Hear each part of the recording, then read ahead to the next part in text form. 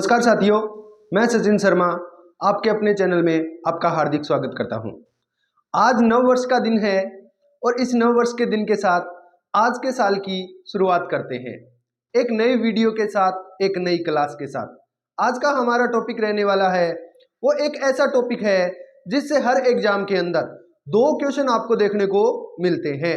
यानी जिस भी एग्जाम में भूगोल विषय लगता है, यानी विश्व का भूगोल अगर लगता है और उसमें अगर आपके वायुदाब का टॉपिक लगता है तो 2 प्रश्न यहां से पक्के आ जाते हैं। चाहे वो रीटमैन एसएसटी हो, चाहे वो सेकंड ग्रेड हो, चाहे वो नेट हो, जेआरएफ हो, फर्स्ट ग्रेड हो, कोई भी एग्जाम, उसके अंदर आपको यहां से 2 प्रश्न यानी 4 नंबर देखने को जरूर मिलेंगे। तो अपने बात करें ये टॉपिक ऐसा कौन सा है, तो ये टॉपिक है बेटा वो है कौन सा, वायुदाब की पेटियां। हेडिंग लगाएंगे क्या, वायुदाब की पेटियां। वायुदाब की पेटियां, ये प्रश्न यहां से जो प्रश्न आते हैं वो बहुत ही अच्छे तरीके से आते हैं। आज जैसे ही आप ये क्लास समझ लेंगे तो आपको ये क्या है, कोई भी दिक्कत रहने वाली नहीं है। तो ये जो है ये वायुदाब की पेटियां क्या होती है, कितनी होती है, किस प्रकार काम करती है, इसमें क्या होता है, वो सारी जानकारी आज हमें समझेंगे। कैसे, तो सबसे पहले अगर मैं बात करूं कि वायुदाब की जो पेटियां हैं उनकी उत्पत्ति कैसे होती है, बनती कैसे है वायुदाब की पेटियां। तो वायुदाब की पेटियां, कल हमने वायुदाब पढ़ लिया, हर एक चीज पढ़ ली, ठीक है। एक बात हमने जानी कि हवाएं जो है वो हमेशा एचपी से यानी हाई प्रेशर से लो प्रेशर की ओर चलती हैं। तो अब हमें जानना है कि वायुदाब क्या होता है, कल जान लिया हमने। इनकी पेटियां, पेटी होती है, ठीक है। पेटी को मतलब वो कौन के घरे संदूक है, किसी कोई पेटी हो खोल के देख लिया, ठीक है। पेटियों का मतलब एक क्षेत्र, ठीक है। उस क्षेत्र में अगर हम बात करें तो वायुदाब की पेटियों की अगर मैं बात करूं इनकी उत्पत्ति कैसे होती है, तो उत्पत्ति होती है वो इनकी 2 प्रकार से होती है। कितने प्रकार से होती है, 2 प्रकार से। और वो 2 प्रकार कौन कौन से हैं उत्पत्ति के, एक तो हम कह सकते हैं क्या, एक तो होती है किसके कारण बेटा, ताप के कारण। किसके कारण होती है, ताप के कारण। इसलिए इस पेटी को कहा जाता है क्या, तापजन्य। यानी या तो पेटी होगी तापमान के कारण, जिसको क्या कहते हैं बेटा, तापजन्य। या तो तापमान यानी तापमान प्रभावित करेगा तो उससे क्या है, पेटी बनेगी। वायुदाब में फर्क पड़ेगा तो उसको तो हमने कह दिया क्या, तापजन्य पेटियां। क्या कह दिया, तापजन्य पेटियां। और तापजन्य पेटियों के बाद दूसरी जो बनती है वो बनती है बेटा पृथ्वी के घूमने से, यानी पृथ्वी के घूर्णन से। इसीलिए इनको क्या कहते हैं, गतिजन्य पेटियां। क्योंकि पृथ्वी क्या करती है, गति करती है, तो इसलिए इनको क्या कह देते हैं बेटा, इनको कह देते हैं गतिजन्य पेटियां। तो आशा करता हूं आपको ये समझ आया कि वायुदाब की पेटियों की उत्पत्ति किस प्रकार हुई।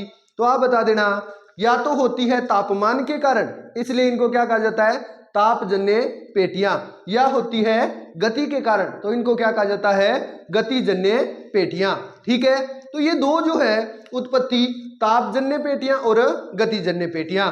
अब आपसे प्रश्न पूछा जा सकता है कि तापजन्य पेटियां कौन सी है, गतिजन्य पेटियां कौन सी है। तो आओ बात करें तापजन्य और गतिजन्य। पहले तो आप ये लिख ले वायुदाब की पेटियां, फिर लिख ले इनकी उत्पत्ति, और फिर लिखे कितनी, तापजन्य पेटियां, आगे लिख ले तापमान के कारण, गतिजन्य पेटियां यानी पृथ्वी की घूर्णन गति के कारण। मैं लिख देता हूं क्या, यहां लिखेंगे क्या, ताप के कारण, और यहां लिखेंगे क्या,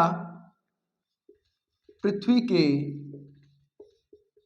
घूर्णन के कारण। घूर्णन के कारण, तो ये 2 लिख लेंगे क्या, ताप के कारण या पृथ्वी के घूर्णन के कारण। तो समझ आ जाएगा आपको कि गतिजन्य पृथ्वी गति करती है तो है तापजन्य यानी ताप के कारण। तो अब हम बात करें बेटा, तो ये क्या है, इनकी किस प्रकार उत्पत्ति जान ली। अब ये पेटियां होती कितनी है, कौन सी तो तापजन्य होती है और कौन सी गतिजन्य होती है। तो आओ बात करें। सबसे पहले हम बात करेंगे क्या, कि तापजन्य जहां ताप प्रभावित करेगा और गतिजन्य जहां गति प्रभावित करेगी। तो सबसे पहले मैं बात करता हूं कि ये हमारी क्या है, पृथ्वी है। क्या है, पृथ्वी है। और इस पृथ्वी पर हम अच्छे तरीके से समझेंगे। इस पृथ्वी पर हमने कहा क्या कि ये जो है ये कौन सी रेखा है बीच में, यहां पर आपने कहा ये है सर कौन सी, बीच में खींच देता हूं एकदम, ठीक है, ताकि ऐसे लगे पृथ्वी 2 भागों में है। तो आपको पता है कि यहां पर एक रेखा है, कौन सी? वो है भूमध्य रेखा। कौन सी है? भूमध्य, जो दो बराबर भागों में बांट देती है। इसको हमने मान दे दिया कितना बेटा? 0 डिग्री। और ये क्या है? भूमध्य रेखा। आप सभी को पता है क्या है? भूमध्य रेखा। अब इससे ऊपर क्या है? अब ये जो है इसी के आधार पर एक पेटी है बेटा। कौन सी पेटी है? वो है, उस पेटी का नाम है क्या? विषुवत रेखीय, यानी भूमध्य रेखा को क्या कहा जाता है? विषुवत रेखीय निम्न दाब की पेटी। निम्न दाब की पेटी। अब ये नाम क्यों रखा गया? क्योंकि ये भूमध्य, या इसी का क्या नाम रख सकते हैं अपने? विषुवत रेखा। बार बार मैं आपको कहता हूं कि भूमध्य का एक और नाम क्या है? विषुवत रेखा। तो अब इसी के नाम पर इसका नाम रख दिया गया विषुवत रेखीय निम्न दाब, यानी कैसा प्रेशर? Low pressure. कैसी पेटी है? विषुवत रेखीय निम्न दाब की पेटी। क्यों नाम रखा गया बेटा? क्योंकि ये विषुवत रेखा के आसपास बनती है। यहां पर कैसा दाब बनता है? निम्न दाब बनता है, यानी लो प्रेशर बनता है। क्यों बनता है वो बताऊंगा। इसका क्षेत्र होता है, वो याद रखेंगे बेटा, कितना होता है? 5। अब आपको पता है विषुवत रेखा ने दो भागों में बांट दिया। ये तो उत्तरी गोलार्ध और ये दक्षिणी गोलार्ध। ये कौन सा गोलार्ध है? उत्तरी गोलार्ध। और ये कौन सा गोलार्ध है? दक्षिणी गोलार्ध। तो अब देखें कि यहां से अगर मैं बात करूं तो 5 डिग्री तो नॉर्थ और 5 डिग्री क्या? साउथ। 5 degree south. यानी आपसे कोई पूछ ले विषुवत रेखीय निम्न दाब की पेटी कहां पाई जाती है, तो आपका आंसर होगा क्या? 5 डिग्री नॉर्थ से 5 डिग्री साउथ के बीच की जो पेटी है उसको कहते हैं विषुवत रेखीय निम्न वायुदाब की पेटी। अब आप भूमध्य रेखा को साफ कर सकते हैं, क्योंकि अब आपको समझने के लिए थी, आपको अच्छे से समझ आ गया। तो 5 डिग्री नॉर्थ से 5 डिग्री क्या है? 5 डिग्री नॉर्थ से 5 डिग्री साउथ के मध्य की जो पेटी है उसे विषुवत रेखीय निम्न दाब की पेटी कहते हैं। क्यों कहते हैं हम समझेंगे, पहले डायग्राम बनाते जाओ, ठीक है? तो आपने यहां क्या लिखा? विषुवत रेखीय निम्न वायुदाब की पेटी। क्या? निम्न वायुदाब की पेटी। तो आपने ये जैसे ही लिखा निम्न वायुदाब की पेटी, तो ये आपको समझ आ गया क्या कि ये पेटी है, यहां पर कैसा प्रेशर है बेटा? लो प्रेशर है। ये क्यों है हम बात करेंगे। अब उसके बाद दूसरी जो पेटी होती है वो पेटी होती है बेटा कौन सी? यहां पर होती है। और कौन सी होती है? तो ये पेटी होती है बेटा 30 डिग्री से लेकर 30 डिग्री नॉर्थ से लेकर 35 डिग्री नॉर्थ। कितनी? 35 डिग्री नॉर्थ। और ऐसे ही दक्षिण में होती है क्या? 30 डिग्री से लेकर 35 degree north south, sorry 30 degree south से 35 डिग्री साउथ। ये पेटी होती है बेटा। इस पेटी को अब आपको पता है यहां पर तो विषुवत रेखा के आसपास था तो विषुवत रेखा रख दिया। अब इस क्षेत्र को यहां तक 23.5 तक उष्ण है, सबने पढ़ रखा है। इससे ऊपर जब जाएंगे तो शीतोष्ण होता है। तो उष्ण और शीतोष्ण के बीच के भाग को कहते हैं हम उपोष्ण। क्या कहते हैं? उपोष्ण। तो इसीलिए 30 से 35 जो है वो उपोष्ण के क्षेत्र में आता है, ठीक है? उष्ण और शीतोष्ण के बीच का भाग है, इसीलिए इसका नाम रख दिया गया क्या? उपोष्ण पेटी। तो ये पेटी कौन सी है बेटा? ये है उपोष्ण उच्च दाब की पेटी। उच्च दाब की पेटी याद रखेंगे। अब ये पेटी किसकी है? उपोष्ण उच्च दाब की पेटी, यानी यहां पर क्या है? HP, high pressure. कैसा प्रेशर है? हाई प्रेशर है। इस डायग्राम को अगर आपने अच्छे से समझ लिया तो आपको आगे आने वाला जो चैप्टर है कौन सा? पवने, उनमें भी दिक्कत नहीं आएगी। तो इसको अच्छे से समझे। ये क्यों होता है? HP क्यों होता है? LP क्यों होता है? हर एक बात बताऊंगा। पहले तो आप पेटियों को याद कर ले।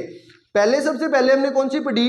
विषुवत रेखा के आसपास 5 डिग्री साउथ से 5 डिग्री नॉर्थ के बीच की जो पेटी है वो है विषुवत रेखीय निम्न दाब की पेटी। फिर हमने बात की 30 डिग्री नॉर्थ से 35 डिग्री नॉर्थ, 30 डिग्री साउथ से 35 डिग्री साउथ जो होती है उसे बोलते क्या?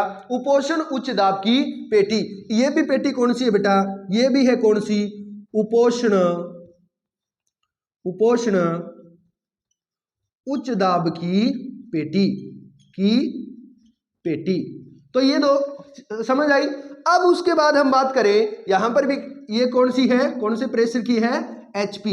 एचपी का मतलब कोई कंपनी नहीं है, एचपी क्या है, हाई प्रेशर। ठीक है, अब हम बात करें उसके बाद जो पेटी होती है वो होती है बेटा कौन सी, तो याद रखें ये पेटी होती है 60 डिग्री नॉर्थ से लेकर 65 डिग्री नॉर्थ।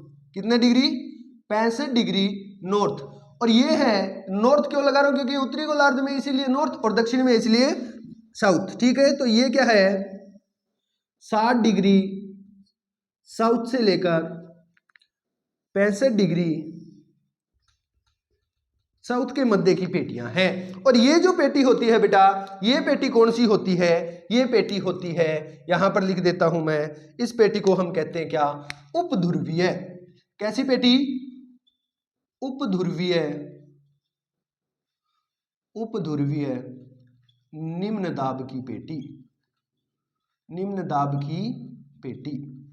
और यहां पर कैसा प्रेशर होता है, एलपी होता है। कैसा होता है, एलपी, लो प्रेशर होता है। और ये भी कौन सी है, तो इस पेटी की अगर मैं बात करूं तो ये है कौन सी बेटा, ये है देखेंगे ये भी उपध्रुवीय, उपध्रुवीय निम्न दाब की, निम्न दाब की पेटी।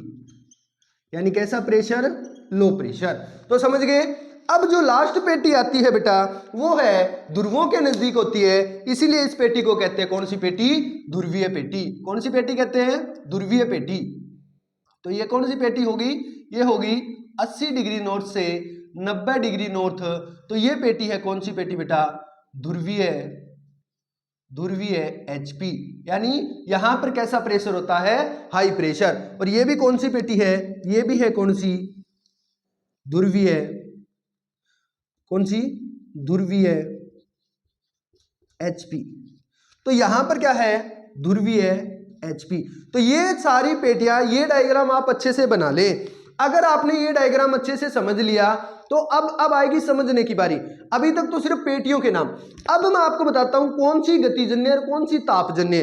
ठीक है, तो तापजन्य आपसे पूछ ले, पेटियां होती हैं 4 प्रकार की। कितने प्रकार की, 4 प्रकार की। 2 पेटियां गतिजन्य, 2 पेटियां तापजन्य। तापजन्य कौन कौन सी बेटा, विषुवत रेखीय वाली पेटी तापजन्य है और ध्रुवीय वाली तापजन्य है। 2 तो कौन सी है, तापजन्य कौन सी, विषुवत रेखीय और ध्रुवीय। ध्रुवीय में दोनों आ गई, उत्तरी ध्रुवीय और दक्षिणी ध्रुवीय। ठीक है, और अगर आपसे कोई पूछ ले कि टोटल 7 पेटियां होती है तो 7 आपको ऐसे बताना पड़ेगा।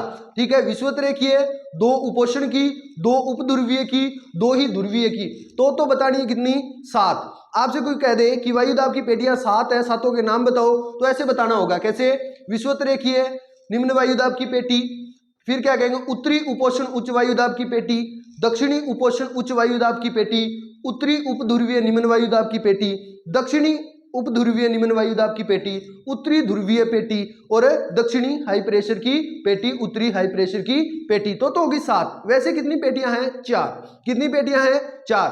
2 गतिजन्य, 2 तापजन्य। अब तापजन्य में 2 कौन कौन सी है, ये भी तापजन्य है, तापजन्य, क्योंकि यहां पर तापमान का प्रभाव अधिक है। आपको पता है विषुवत रेखा के आसपास क्या होता है, बहुत अधिक टेम्परेचर होता है, इसीलिए तापजन्य। और यहां भी ताप प्रभावित करेगा क्योंकि यहां पर तापमान बहुत कम होता है। तो ये पेटी भी कैसी है बेटा, तापजन्य। कैसी पेटी है, तापजन्य। और ये भी तापजन्य, तापजन्य।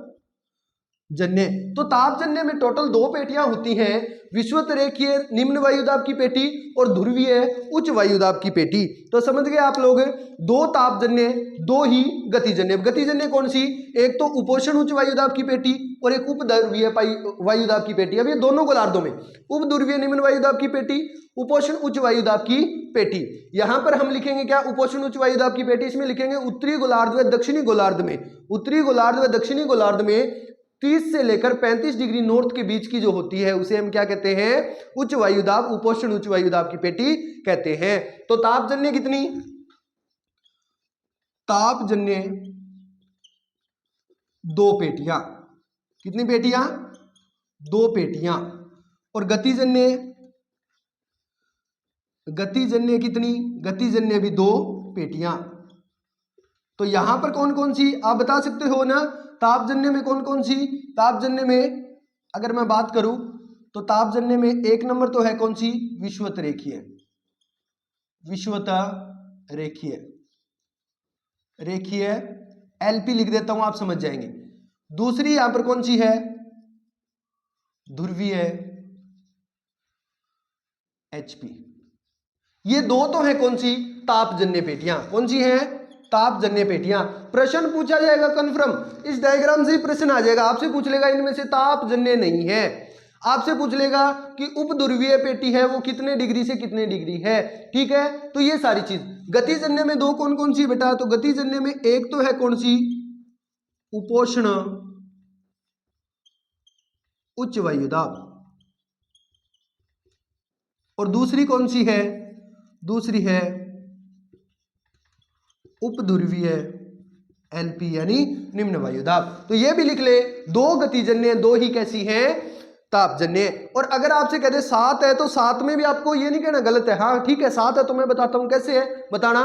2 उपध्रुवीय की, 2 उपोषण की, एक विषुवत रेखीय की और 2 ही ध्रुवीय की, तो 6 + 1 7 होगी। और वैसे कहते 4 है तो भी कहना हाँ सही है, 2 गतिजन्य और 2 तापजन्य। तो आशा करता हूं ये सारी चीज आपको समझ आ गई होगी। सबसे पहले इस डायग्राम को अच्छे तरीके से बना ले। अब हम बात करेंगे नेक्स्ट बात पर, अब समझने की बात आएगी। डायग्राम समझा लिया, कितने प्रकार की पेटी होती है, कौन कौन सी पेटी होती है, कितने डिग्री से लेकर कितने डिग्री होती है, ये सारी चीज हमने बात कर ली। एक बार फिर बात कर लेता हूं कैसे, देखो क्या 5 डिग्री साउथ से, ये प्रश्न बहुत बार है कि विषुवत रेखीय इस पेटी को एक और नाम से जाना जाता है, वो क्या नाम है, मैं लिख देता हूं, वो है क्या, डोलड्रम। क्या नाम से जानते हैं, डोलड्रम। और इस डोलड्रम को इंपॉर्टेंट ही लगा लेना बेटा, ठीक है, डोलड्रम पेटी। हाँ कौन सी पेटी, डोलड्रम पेटी। हाँ तो ड्रम है नहीं, ड्रम ही काम काटे, ठीक है। हाँ आजकल ड्रम को बड़ो तकड़ी जिक्र है, तो ड्रम है नहीं याद रखना है। तो डोलड्रम जो पेटी है ये क्या है, यहां से प्रश्न आता है, पूछा जाएगा डोलड्रम पेटी क्या कहां पर पाई जाती है। ऑप्शन में होगा 5 degree north 5 degree south, option में होगा 10 degree north 10 degree south, option में होगा 35 डिग्री से 30 डिग्री, इस प्रकार होगा। तो आपको याद रखना है 5 डिग्री नॉर्थ। एक बात याद रखना, पढ़ा हुआ सब कुछ होगा, गलतियां आप करते हो, वो दे देगा डोलड्रम पेटी है 5 डिग्री नॉर्थ से 5 डिग्री नॉर्थ, और थे राज्यों का अल है आगे पढ़ दियो, बस चाहिए के अल है कर दियो ना। ध्यान रखना है 5 डिग्री नॉर्थ से 5 डिग्री साउथ, अल गुरुजी तो यहाँ करया के हुआ फिर की को नहीं हुआ है, तो 5 5 ही, एन की जगह एस ही करियो, एस की जगह एन नहीं करियो ना, नहीं। एन का मतलब है उत्तरी गोलार्ध, एस का मतलब है दक्षिणी गोलार्ध। आपने अगर ये कर दिया तो आपने गोलार्ध ही चेंज कर दिया, स्थिति चेंज कर दी पूरी। इसलिए ध्यान रखना होगा 5 डिग्री नॉर्थ से 5 डिग्री साउथ के बीच की पेटी को डोलड्रम या शांत पेटी भी कहते हैं। क्या कहते हैं, शांत पेटी। रीजन ये है कि यहाँ पर हवाएं नहीं चलती, बहुत ही मंद गति से चलती है, एकदम शांत स्वभाव से। कैसे, वो भी हम समझेंगे। तो ये सारी चीज आप अच्छे से लिख ले, फिर हम आगे बात करें। ये भी लिख ले, तापजन्य और उत्पत्ति 2 लिखी थी वहां, उसके बाद आप लिख लेना गतिजन्य में 2 पेटियां, कौन कौन सी, विषुवत रेखीय निम्न दाब की पेटी, ध्रुवीय उच्च दाब की पेटी। गतिजन्य में लिखना कौन सा, उपोषण उच्च दाब की पेटी और उपध्रुवीय निम्न दाब की पेटी, लिख लिया। अब हम बात करें, देखो अब मुख्य रूप से हम समझेंगे बेटा, यहां से हमारा समझना होगा शुरू कैसे। अब देखो तापजन्य क्यों है और गतिजन्य क्यों है, ये हम बात करें। आपको पता लग गया कि कहां पर तो तापमान काम करेगा और कहां पर गति काम करेगी। तो अब इसको कैसे समझेंगे। अब आप सबको पता है ये हमारी पृथ्वी है, और इस पृथ्वी के चारों ओर क्या है बेटा, इस पृथ्वी के चारों ओर वायुमंडल है। ये वायुमंडल है ना पूरा का पूरा। इस वायुमंडल में आपने कहा कि सर ये पूरा का पूरा क्या है, वायुमंडल है।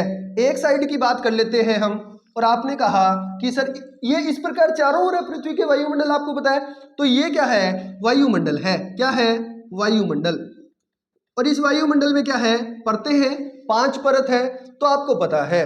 अब इस 5 परतों में अपने बेटा समझे कैसे, अपने ये समझते हैं कि अब इसमें होगा क्या। अब इसमें ये होगा, देखें कैसे, तो आप समझे। अब इसमें ऐसे होता है कि हम बात करें कि विषुवत रेखा पर सूर्य की किरणें सीधी चमकती हैं। पता नहीं 100 बार ये बात कर ली होगी कि यहाँ पर अगर सूर्य है तो सूर्य की किरणें सीधी पड़ेंगी कहाँ, कि ये सन है, और इस सन की किरणें सीधी पड़ेंगी कहाँ, इसके ऊपर, कहाँ, विषुवत रेखा के ऊपर सीधी पड़ती हैं। और सीधी पड़ने से यहाँ का टेम्परेचर बढ़ जाता है, यहाँ का टेम्परेचर बढ़ जाएगा। तापमान बढ़ जाएगा। तो तापमान बढ़ जाएगा तो हमने पहले ही पढ़ रखा है कि तापमान अगर बढ़ता है तो दाब कम होता है। पढ़ा था कि नहीं पढ़ा था कि अगर तापमान बढ़ेगा तो दाब क्या होगा बेटा, कम होगा। अब यहां कम क्यों होता है देखो, और शांत या डोलड्रम पेटी क्यों कहते हैं, ऐसे समझिए वायुमंडल है, यहां सूर्य की किरणें जब सीधी पड़ेंगी तो यहां की हवाएं क्या होंगी बेटा, ऊपर उठेंगी, यहाँ की हवाएं क्या होंगी, ऊपर उठेंगी। अब आप कह रहे हो सर ऊपर ऐसे उठाऊं तो गोलार्ध दोनों साइड नहीं बन सकती ना, कि ये उत्तरी गोलार्ध और दक्षिणी गोलार्ध, ये गोल होता है पूरा गोलार्ध, ऐसे समझो आप इसको, ये इस प्रकार है और इस प्रकार पेटियां फैली है और हवाएं वायुमंडल में उठती हैं, तो ये वायुमंडल है इसमें ऊपर उठेंगी, क्योंकि गोलार्ध के ऊपर तो दोनों स्थिति में साथ दर्शा सकता हूं। अगर मेरे पास यहाँ गोलार्ध होता तो मैं दोनों दर्शा देता कि यहाँ तो क्या है ये और यहाँ ध्रुव, तो यहाँ से तो ऊपर उठ रही है और यहाँ, तो यहाँ से हवाएं क्या उठेगी बेटा, गर्म होकर क्या उठेंगी, ऊपर उठेंगी, किसकी ओर, वायुमंडल की ओर ऊपर उठेंगी। लेकिन ये आपने पढ़ा था कि ये उठती कहां तक है, तो आप सबने पढ़ा था वायुमंडल वाले टॉपिक में, वायुमंडल की संगठन व संरचना में, कि ये उठती है सिर्फ कहां तक है, क्षोभ मंडल तक है। कहां तक उठती है बेटा, क्षोभ सीमा तक है। कहां तक है, क्षोभ सीमा तक। क्षोभ सीमा तक ये पवनें ऊपर उठेंगी और जैसे जैसे ये पवनें ऊपर उठेंगी क्षोभ सीमा के बाद परिवर्तन होना कम हो जाएगा और इनका जो, क्यों यहाँ पर गर्म हुई, गर्म होकर हल्की हुई, हल्की होने से यहाँ से ऊपर उठ गई, इसका मतलब यहाँ जो हवा थी वो सारी ऊपर उठ गई, तो यहाँ पर हवा बची कि नहीं बची, नहीं बची ना। जैसे देखो यहाँ हवा है और इस हवा को गर्म हुई रही ऊपर उठ गई, तो ये जगह तो खाली हो गई ना, खाली हो गई। अब खाली होने से क्या कहेंगे उसे, वायुदाब कम है। तो इसी प्रकार यहाँ जो हवाएं थी वो गर्म होकर ऊपर उठ गई और ऊपर उठने से ये जगह खाली हो गई और खाली होने से यहाँ पर हवाएं है ही नहीं तो चलेंगी कैसे, इसीलिए इसको कहा जाता है डोलड्रम या शांत पेटी। विषुवत रेखा के पास सूर्य की किरणें सीधी पड़ती हैं, इसके कारण क्या होता है, यहाँ की हवाएं गर्म होकर ऊपर उठ जाती हैं, ऊपर उठने से यहाँ पर हवा नहीं रहती, इसीलिए यहाँ लो प्रेशर क्रिएट हो जाता है। तो आप समझ गए कि विषुवत रेखा के पास निम्न दाब क्यों होता है, क्योंकि यहाँ पर हवाएं ऊपर उठती हैं इस प्रकार। तो एक बात आपको समझ आई, तो इसीलिए यहाँ पर मेन फैक्टर किसका रहा, तापमान का, क्योंकि यहाँ पर प्रभावित किया किसने, तापमान ने। अब तापमान ने जैसे ही प्रभावित किया तो इसके कारण इस पेटी को कह दिया क्या, तापजन्य पेटी। क्या कह दिया, तापजन्य पेटी। अब देखो, अब आपको पता है कि जब ये हवाएं ऊपर उठेंगी क्षोभ सीमा के बाद ये ऊपर नहीं उठेंगी और गर्म हो जाएंगी। गर्म होने के बाद आपको पता है जब ये हवाएं उठती हैं तो ये हवाएं क्या करती है बेटा, ये हवाएं फैलती हैं।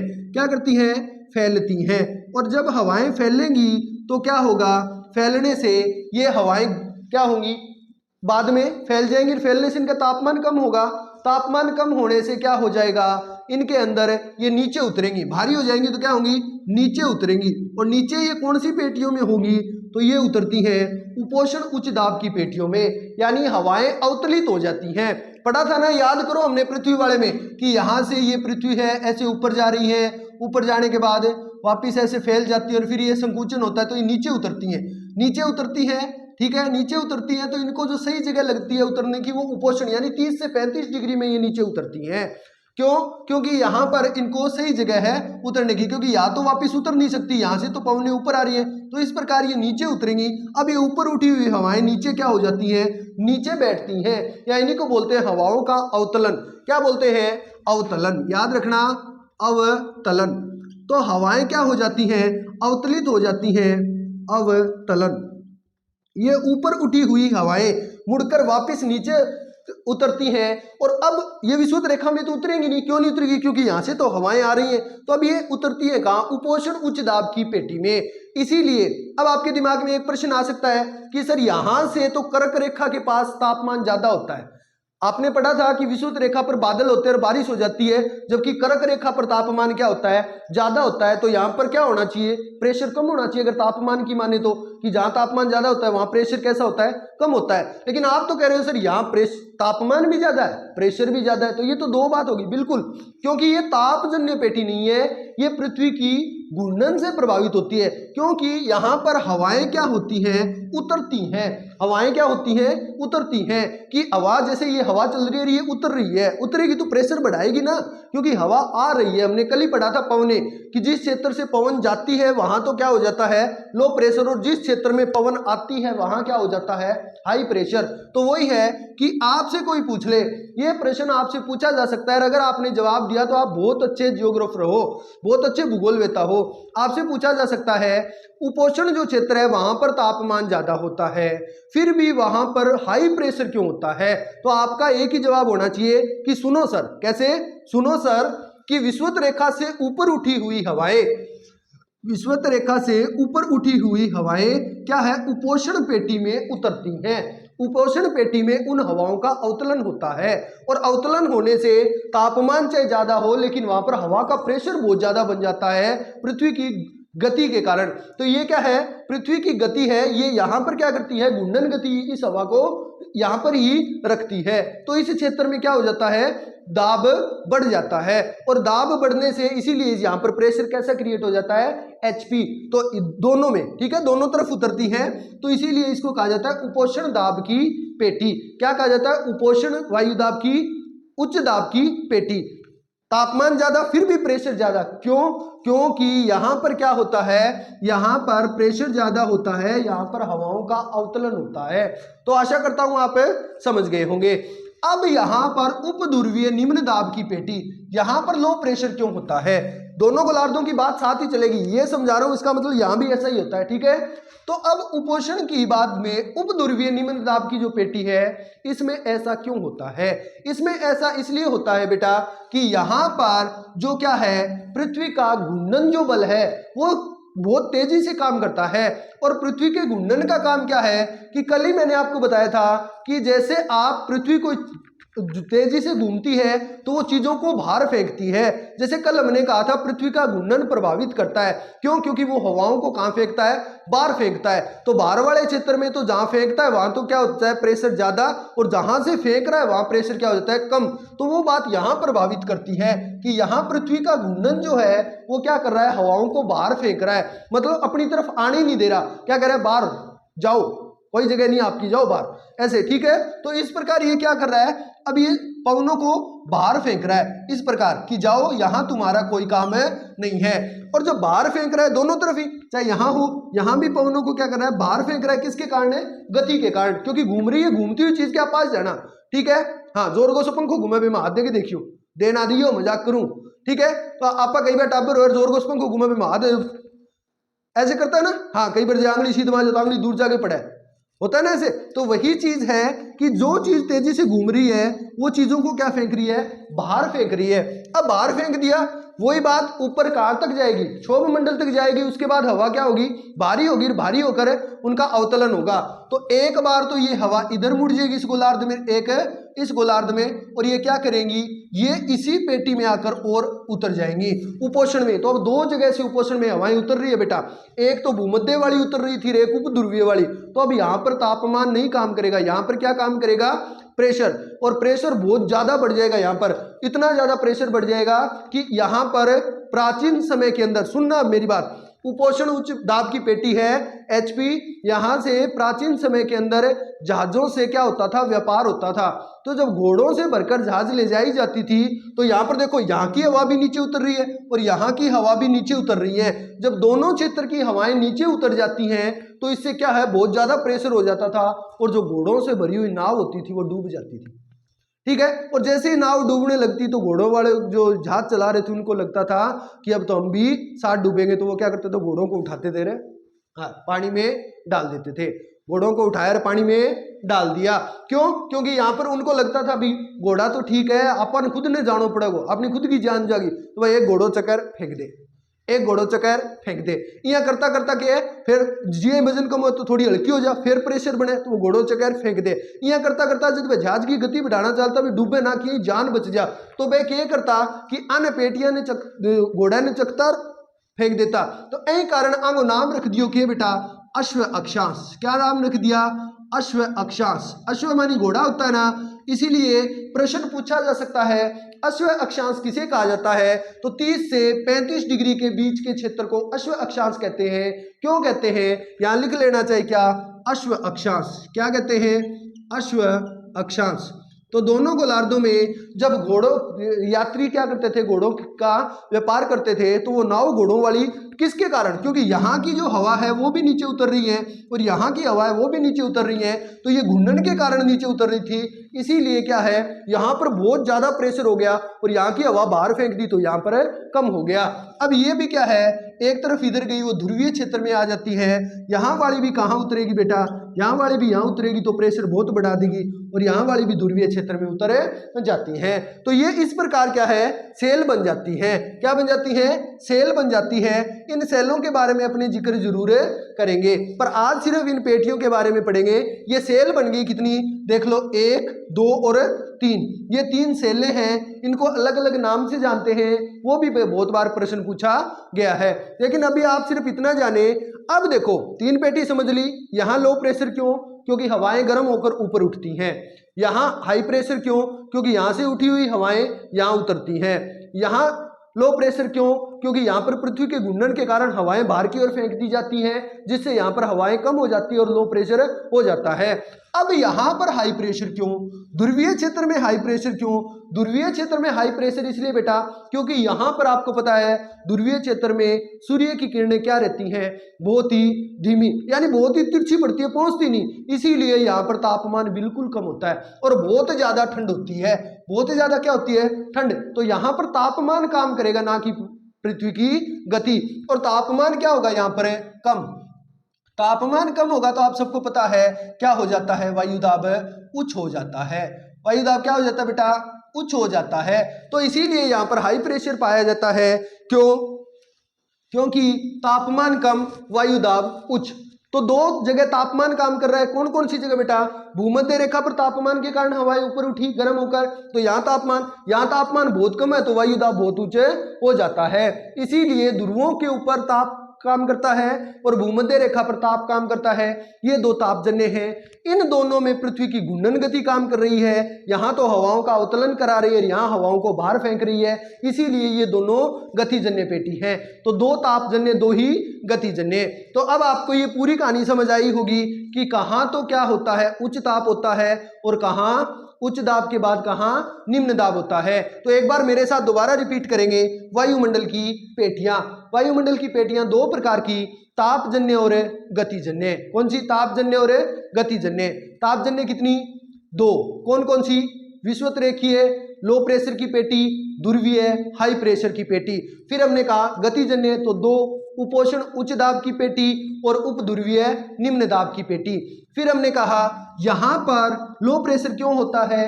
क्योंकि विषुवत रेखीय पेटी पर हवाएं गर्म होकर ऊपर उठती हैं और ऊपर उठकर क्या हो जाता है, यहाँ पर हवा की कमी हो जाती है, इसलिए ये निम्न दाब की पेटी है, या इसे ही डोल्ड्रम या शांत पेटी कहते हैं। फिर हमने कहा उपोषण में उच्च दाब क्यों होता है तापमान ज्यादा होने के बाद भी? तो इसमें इसलिए होता है कि भूमध्य रेखा से ऊपर उठी हुई हवाएं यहाँ पर अवतलित हो जाती हैं, इसीलिए यहाँ पर नीचे उतरती हैं तो प्रेशर बढ़ जाता है। फिर हमने कहा उपध्रुवीय में लो प्रेशर क्यों है? क्योंकि यहाँ पर पृथ्वी के घूर्णन के कारण हवाएं बाहर की ओर फेंक दी जाती हैं और बाहर की ओर फेंकी हुई हवाएं उपोषण पेटी में उतर जाती हैं, तो यहाँ पर तो लो प्रेशर और उपोषण पेटी में और ज्यादा दाब बढ़ जाता है। फिर हमने कहा ध्रुवीय पेटी में उच्च दाब क्यों? क्योंकि यहाँ पर तापमान बहुत कम होता है, तो इसीलिए यहाँ पर तापमान कम होने से वायु दाब उच्च हो जाता है। तो ये डायग्राम आप बहुत अच्छे से बना ले। ये 3 सेल बनती है, ये सेल भी हम बात करेंगे, लेकिन इनका बात करेंगे अब जब हम हवाएं पढ़ लेंगे तब। ये आपको बहुत काम आने वाली है, ये याद रखना। देखो ऐसे चल रहा है LP चल रहा है ना, ये याद रखना। लेकिन हमें रखना तो है नहीं, हमें तो समझना है कि भूमध्य रेखा पर तापमान ज्यादा, इसका मतलब हवाएं क्या हो रही है, ऊपर उठ रही हैं। उसके बाद उपोषण में तापमान तो ज्यादा लेकिन फिर भी प्रेशर ज्यादा क्यों है? क्योंकि हवाएं भूमध्य रेखा से ऊपर उठी हुई हवाएं नीचे उतर रही हैं। उपध्रुवीय में कम क्यों है? क्योंकि यहाँ पर पृथ्वी के घूर्णन के कारण हवाओं को बाहर फेंक रही है। ध्रुवीय पर उच्च क्यों है? ध्रुवीय पर उच्च इसलिए है क्योंकि यहाँ पर क्या होता है, तापमान कम, इसीलिए वायुदाब क्या हो जाता है, उच्च हो जाता है। तो ये पेटियां तापजन्य 2 ही गतिजन्य। अगर आपसे टोटल 7 कह दे कि 7 बताओ तो आपको घबराना नहीं है। 1 विषुवतरेखीय, 2 उपोषण, 2 उपध्रुवीय और 2 ही ध्रुवीय, तो हो गई ना पूरी 7। ये था वायुदाब की पेटियां। इस डायग्राम को आप अच्छे से बना ले। इस डायग्राम को अच्छे से बनाकर आप बता देना। कल को एक प्रश्न पूछा जा सकता है, इस अश्व अक्षांश को इंपॉर्टेंट लगा लेना बेटा। क्यों? क्योंकि ये प्रश्न पता नहीं कितनी बार आया है। अश्व अक्षांश क्या है? इस डोलड्रम को भी इंपॉर्टेंट लगा लेना, पता नहीं कितनी बार प्रश्न आया है। डोलड्रम पेटी या शांत पेटी किन के बीच है? तो बता देना 5 डिग्री नॉर्थ से 5 डिग्री साउथ। पूछा जा सकता है अश्व अक्षांश कहाँ है? तो 30 डिग्री से 35 डिग्री के बीच का क्षेत्र क्या है? हाँ, यहाँ नॉर्थ और साउथ नहीं, क्योंकि दोनों गोलार्धों में है, तो इसीलिए 30 डिग्री से 35 डिग्री नॉर्थ और साउथ के बीच की पेटी को अश्व अक्षांश कहा जाता है। क्यों कहा जाता है मैंने बताया, क्योंकि उपध्रुवीय वाली हवा भी यहाँ उपोषण में उतरती है और विषुवत वाली हवा भी उपोषण में उतरती है, तो यहाँ इतना ज्यादा दाब हो जाता है जिससे पुराने समय में व्यापारी जो जहाज लेकर जाते थे उनके ऊपर बहुत ज्यादा क्या है, प्रेशर बन जाता था इस क्षेत्र में, और बनने से जहाज डूबने लगती थी तो वो घोड़ों को उठाते थे, समुद्र में फेंक देते थे। इसीलिए इन अक्षांशों का नाम अक्षय अक्षांश रख दिया गया। सेकंड ग्रेड रीटमेंस में मेरे को लग रहा है यही प्रश्न आएगा। अभी जो है वो है क्या है, पेपर है अभी 17 जनवरी से, तो आप उनको शेयर कर सकते हैं कि आप ये चैप्टर जरूर पढ़ के जाएं। इससे क्या होगा, इससे होगा ये कि 1-2 प्रश्न उनके भी सही हो जाएंगे। तो आशा करता हूं आपको ये समझ आया होगा। कल इनके बारे में हम क्या करेंगे, अच्छे से लिखेंगे, एक एक चीज लिखेंगे। सारी चीज आज जो समझाई है वो सारी कल लिखेंगे, एक एक चीज कल। ये नहीं है कि कल हमें सीक्वेंस वाइज से एक एक चीज लिखेंगे। विषुवत रेखीय निम्न दाब की पेटी क्या होती है, उपोषण उच्च दाब की पेटी क्या होती है, उपध्रुवीय उपदाब की पेटी क्या होती है। आज आपने ये डायग्राम बनाया होगा और इस वीडियो को 1 से 2 बार आप देखें तब आपके दिमाग में एकदम फिट हो जाएंगी। आज तक आपने पेटियां रटी होंगी, लेकिन आज आपने बहुत अच्छे तरीके से पेटियों को समझा है। तापजन्य कितनी होती है, गतिजन्य कितनी होती है, कौन सी में उच्च दाब होता है, कौन सी में निम्न दाब होता है, क्यों होता है उच्च दाब, क्यों होता है निम्न दाब। तो ये सारी बातें आपने बहुत अच्छे तरीके से जान ली। अब मैं आपको ये कहता हूं कि इसको डायग्राम को बनाकर अच्छे तरीके से, इस डायग्राम को 2 से 3 बार रफ कॉपी में बनाकर देखें और अच्छे तरीके से इन चीजों को क्या करें, दिमाग में फिट कर ले कि हाँ यहाँ पर उच्च दाब है, यहाँ पर निम्न दाब है। इस प्रकार जब आपके दिमाग में फिट होगा तभी आपको पवनों का जो टॉपिक समझ आएगा। क्योंकि मैं तो आपको कह दूंगा यहाँ से यहाँ व्यापारिक पवनें चलती हैं, यहाँ से यहाँ पछुआ चलती है, यहाँ से यहाँ ध्रुवीय चलती है, तो आपको समझ आना चाहिए ना। क्योंकि हवा हमेशा कहाँ, HP से LP की ओर चलती है, यानी हाई प्रेशर से लो प्रेशर की ओर हवाएं चलेंगी। तो आपको याद रखना होगा कि कहाँ से कहाँ हवा चलेगी। प्रश्न भी आता है व्यापारिक पवनें कहाँ से कहाँ चलती है, पछुआ पवनें कहाँ से कहाँ चलती है, एक एक चीज पूछेगा। लेकिन आपको घबराना नहीं है, आपको तो बस दिमाग में बैठाना है। अब मेरे से पूछ ले कोई कि व्यापारिक पवनें कहाँ से कहाँ चलती है उत्तरी गोलार्ध में, मुझे ऐसे सीधा नहीं पता क्योंकि मेरा रटा नहीं हुआ, लेकिन मैं आपको बना के दिखा सकता हूँ कि HP से LP की ओर चलती है और इसके अंदर कौन कौन से नियम काम करते हैं, फेरल का काम करता है कि कौन सा काम करता है और वो क्या कहता है किधर मुड़ेगी, तो मैं आपको एक दम बना के दे सकता हूं। वैसे ही आप जब खुद बनाना सीख जाएंगे ना नियमों को, तो आपके लिए ये 1% ही कठिन कार्य नहीं होगा। तो आज मैंने जो आपको जो होमवर्क दिया है, क्या 2 से 3 बार कॉपी में इन पेटियों को बनाकर देखें, कहाँ लो प्रेशर है, कहाँ पर उच्च दाब है, कहाँ पर निम्न दाब है, कितने प्रकार की पेटियां हैं, कौन सी गतिजन्य, कौन सी तापजन्य। कोई चीज भूल जाओ तो दोबारा वीडियो लगाना और सुनना कि क्या चीज सर ने बताई थी, ठीक है। तो और नए साल आपका बहुत अच्छा रहा होगा। आज का दिन शुभारंभ आपने इतना अच्छे से किया है तो आपका साल भी बहुत अच्छे से जाएगा। मेरी जो दुआएं हैं वो आपके साथ हैं, भगवान की भी आपके साथ हैं, ठीक है। तो आप लोग अब मेहनत करते रहें, मेहनत का फल क्या होता है, बहुत मीठा होता है, ठीक है। मेरे जो आइडल सर है गणपत सिंह जी राजपुरोहित सर, वो हमेशा कहते हैं कि माँ सरस्वती अपने ऊपर कभी भी ऋण नहीं रखती। क्यों? क्योंकि अगर आप जी लगाकर मेहनत करेंगे तो आज नहीं तो कल माँ सरस्वती ने आपको फल देना ही देना है, ठीक है। तो अब हम इसी के साथ वीडियो का समापन करते हैं और हम क्या है कल पढ़ेंगे। धन्यवाद, शुभ रात्रि।